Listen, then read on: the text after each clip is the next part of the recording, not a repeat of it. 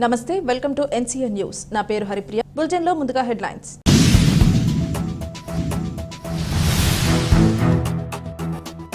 FCI గోడౌన్లో ఉన్న EVM గోడౌన్ను సందర్శించి తగిన జాగ్రత్తలు తెలియజేసిన జిల్లా ఎన్నికల అధికారి మాధవీలత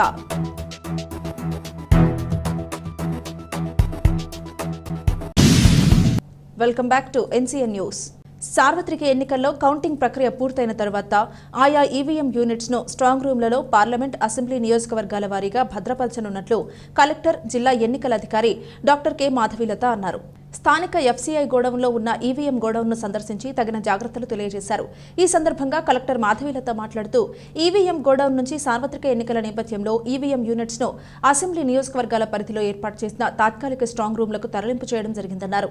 కౌంటింగ్ ప్రక్రియ పూర్తి అయిన తర్వాత ఎన్నికల కమిషన్ నిర్దేశించిన మార్గదర్శకాల మేరకు తిరిగి ఆయా యూనిట్స్ సురక్షితంగా ఈవీఎం గోడౌన్ తరలిస్తామని తెలిపారు. పార్లమెంట్ అసెంబ్లీ సెగ్మెంట్ వారీగా వాటికి కేటాయించిన గదుల్లో భద్రపరచుటకు ఏర్పాట్లు చేయాలన్నారు. కలెక్టర్ వెంట ఈవీఎం నోడల్ అధికారి ఆర్డీఓ ఏ చైత్రవర్షిణి తదితరులు పాల్గొన్నారు.